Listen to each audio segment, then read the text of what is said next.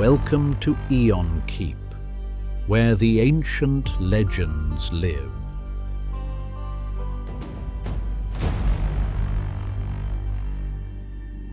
He poured the offerings into the pit he had dug with his sword. Milk and honey first, then sweet wine, then water, then a scattering of white barley. He prayed over it. He promised. And then he drew his blade again and cut the throats of the sacrificial sheep, and the dark blood ran down into the earth. They came immediately. Out of the darkness beneath the world, out of whatever formless place the dead inhabit between one breath and the next life, they came. Brides and young men cut down before their time. Old men worn thin by years. Warriors still carrying their wounds like decorations. Children. They pressed toward the blood, drawn to it the way the living are drawn to fire. Because blood is what they no longer have, and without it they cannot think, cannot speak, cannot remember who they were. Odysseus held his sword over the pit and kept them back. He did not let them drink, not yet. He was waiting for one man above all others, a blind old prophet, dead these many years, who alone among all the shades retained his mind without needing the blood to give it back. He stood at the edge of the world, sword in hand, and waited for the dead to come to him. In today's story, the Nekuia, the ritual of the dead, as Homer tells it in the Odyssey, when Odysseus descends to the threshold of the Underworld and speaks with the shades of people he has loved and lost and failed. The Greeks of the archaic and classical periods understood the dead to persist in a diminished form, not quite gone, not quite present. In Homeric belief, the psyche, the shade or breath soul, survived the death of the body, but carried with it none of the vitality that had made a person a person. Without blood, the living substance, a shade was essentially a moving echo, an impression of someone who had once existed. It could not think, it could not speak with intention. It remembered nothing clearly. Odysseus does not walk through the gates of the dead. He is not Orpheus, not Heracles, making a full descent into the dark, what the Greeks called a katabasis, a going down. He goes to the absolute edge of the world, the threshold where the living world ends and the world of the dead begins, and he forces the abyss to come to him. That is the Nekuia, not a descent, but a summoning. He digs a pit and fills it with blood, and he waits. This is the world Homer is working within when he composes Book 11 of the Odyssey, one of the most theologically dense passages in Western literature, and one of the oldest. Within its roughly 600 lines, Homer does something that no other passage in the Homeric epics quite manages. He turns the hero's journey inward, transforming an adventure story into something that feels uncomfortably close to philosophy. The shades come because they are starving. Blood is what they no longer have. And Odysseus holds it back with a sword, rationing out the one thing that can give the dead their minds again. Because he cannot afford to let just anyone drink. Not yet. Odysseus had arrived at this moment by instruction. The sorceress Circe, with whom he had wintered on the island of Aeaea, had been direct. Before he could find his way home to Ithaca, he had to consult the dead. Specifically, he had to find the shade of Tiresias in its more familiar form, the Theban prophet who had lived through 7 generations and continued his gift of foresight even after death. Tiresias alone, Circe said, retained his mind in the underworld. The rest of the dead were shadows of shadows. So Odysseus had sailed north, past the edge of the known world, across the great world-encircling river Oceanus that forms the absolute boundary of the living, to a place of perpetual mist and cloud, the land of the Cimmerians, where the rivers of the underworld, the Periphlogethon and the Cocytus, run near enough to the surface that the dead can rise to a ritual properly performed. He dug the pit, he poured the libations, he sacrificed, and the dark swarmed with them. Before the prophet could even arrive, a shade drifted toward the pit, desperate, familiar. Elpenor, one of his own crew, who had died just that morning on Aea, drunk, sleeping on the roof of Circe's house, who had woken disoriented and walked off the edge and broken his neck on the way down. He had not yet been buried. He was not even fully dead in the way the long dead are dead. Elpenor begged Odysseus to go back and give him a proper funeral, to build him a mound on the shore and plant his oar above it. Odysseus promised. It is the smallest moment in the passage and one of the most human. In the middle of an encounter with prophecy and death, there is a man who simply does not want to be forgotten. But Odysseus kept his sword raised. He had to. Because then came the shade he had not prepared for. His mother, Anticleia. She had been alive when he left for Troy. Now she was here, among the dead, pressing toward the blood with the same urgency as all the rest. And Odysseus had to hold her back with his blade. He did not let her drink. Not yet. Circe's instructions had been absolute. Let no shade approach the blood until Tiresias had spoken first. And so Odysseus held his sword between himself and his own mother's ghost, keeping her from the one thing that would restore her mind and let her speak to him, because the mission required it, because the prophet had not yet come. Homer gives this moment no melodrama. He simply records it. A son, sword in hand, refusing his dead mother the cup. It was only when Tiresias finally broke through the press of the dead, white staff in hand, that Odysseus lowered his blade. The prophet drank, and his mind returned to him at once. He knew Odysseus without introduction. He knew why he had come. He spoke directly. The journey home to Ithaca was possible, Tiresias said, but it would be hard. The god Poseidon was enraged. Odysseus had blinded his son, the Cyclops Polyphemus, and the sea god's anger was not close to spent. The key instruction was specific and urgent. When Odysseus came to the island of Thrinacia, where the cattle of the sun god Helios grazed, he and his men must not touch them. Not one. If they slaughtered and ate those cattle, if hunger or despair wore their discipline down, then the ship would be destroyed and the crew would die. Odysseus himself might still reach home, Tiresias said, but he would arrive late, alone, on a stranger's ship, to find his house in chaos. He would have to fight for what was his. Tiresias gave more beyond this, a prophecy about a further journey Odysseus must make after reaching home, carrying an oar inland until he found a people who had never heard of the sea. But the central matter was the warning and the shape of what was waiting in Ithaca.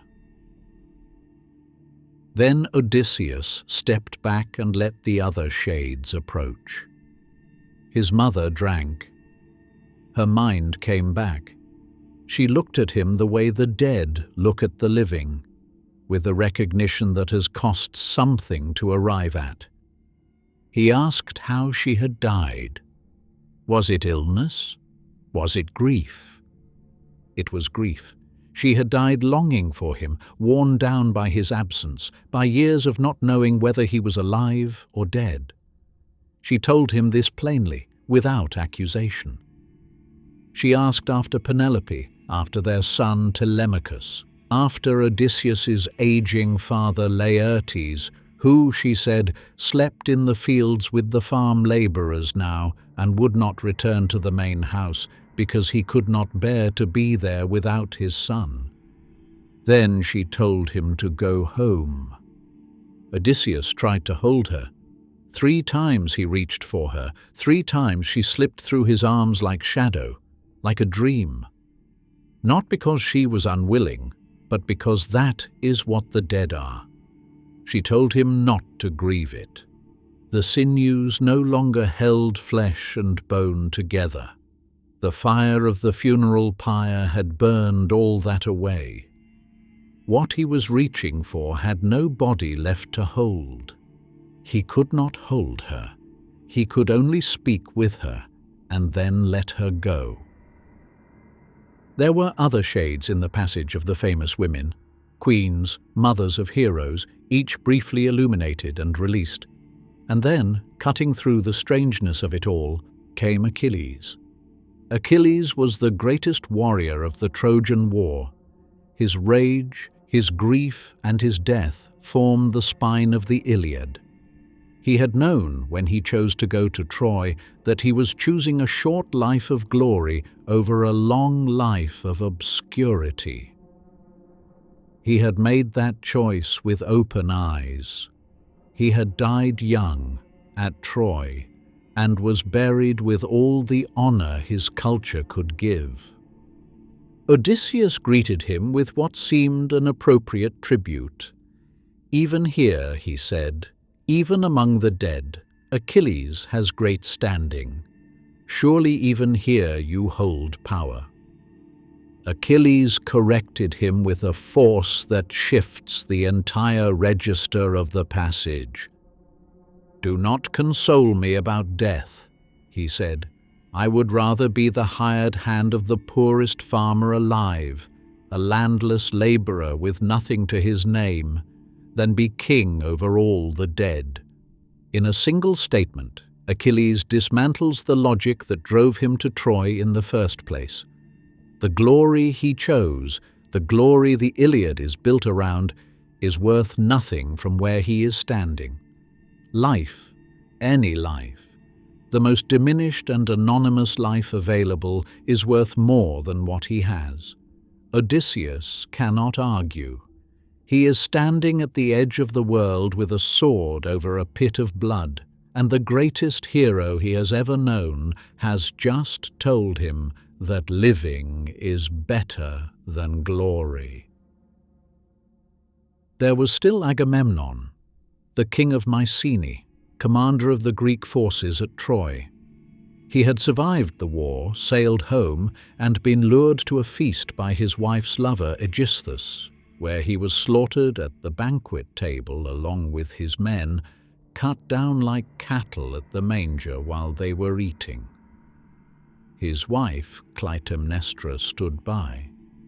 He had walked into his own hall and been killed for it. His warning to Odysseus did not come in general terms. It came with the specific, intimate knowledge of a man who trusted his homecoming and died for that trust. "Do not sail into your own harbor with open arms," he said. "Do not walk in as if nothing has changed." He told Odysseus to arrive in secret, to test before he revealed himself, because men who return from a decade of war come back to houses that have mutated into something they no longer fully recognize. He was not speaking about Penelope. Homer is careful to note that Agamemnon explicitly exempted her from his suspicion, acknowledging her faithfulness. But the warning itself was not abstract. it was soaked in the memory of the feast, the drawn blades, the men who died around the table beside him. It was the counsel of a ghost who had learned what happens when a warrior lays down his guard too soon. It is Agamemnon's warning more than any prophecy that explains why Odysseus will not simply walk into his own hall when he finally reaches Ithaca, why he will go in disguise, test the loyalty of his household, and hold himself back until he is certain. The dead told him to be careful, and the dead know what carelessness costs.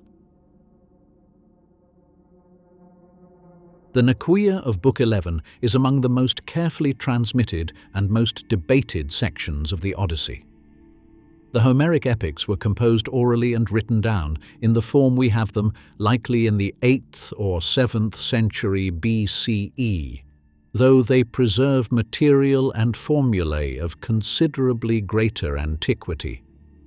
Several ancient scholars, particularly the Alexandrian editors working on the Homeric texts in the 3rd and 2nd centuries BCE, flagged what they called the Second Nekuia, the brief return to the Underworld at the end of Book 24, as a later addition. The primary Book 11 passage is generally considered part of the original composition. Tiresias appears as a figure of prophetic authority across multiple traditions, in Sophocles, in Euripides, in Pindar, and in later Latin poets.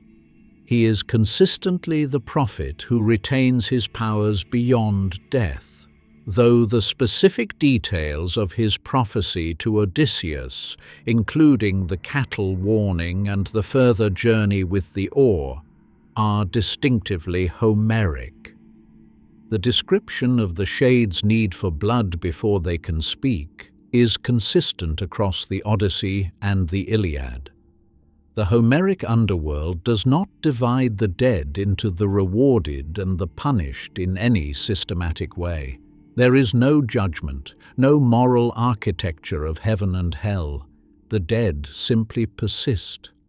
Odysseus witnesses the specific, eternal punishments of Tantalus and Sisyphus within the wider, undifferentiated realm of Hades.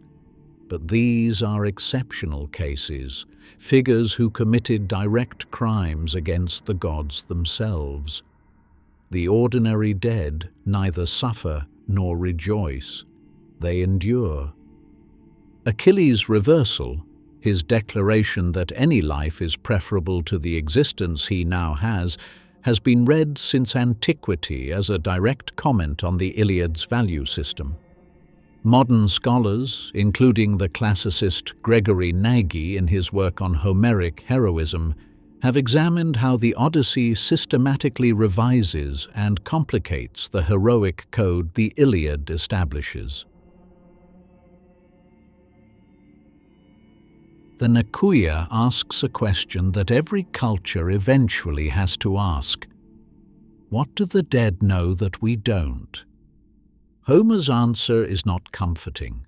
The dead know that being alive is the only thing that matters. They know it in the way you can only know something after you have lost it. Achilles would trade his eternal fame for a season of ordinary farming. Anticleia would trade her afterlife for one afternoon with her son. Agamemnon would trade the legend of his return for the simple mercy of walking through his own door without being killed for it. What Odysseus carries back to the surface is not a plan. It is something that costs something to hold. The understanding that the life he is making his way back to, with all its difficulty and uncertainty and risk, is the only prize there is. Whether that knowledge makes the journey home easier or harder is a question the story leaves open.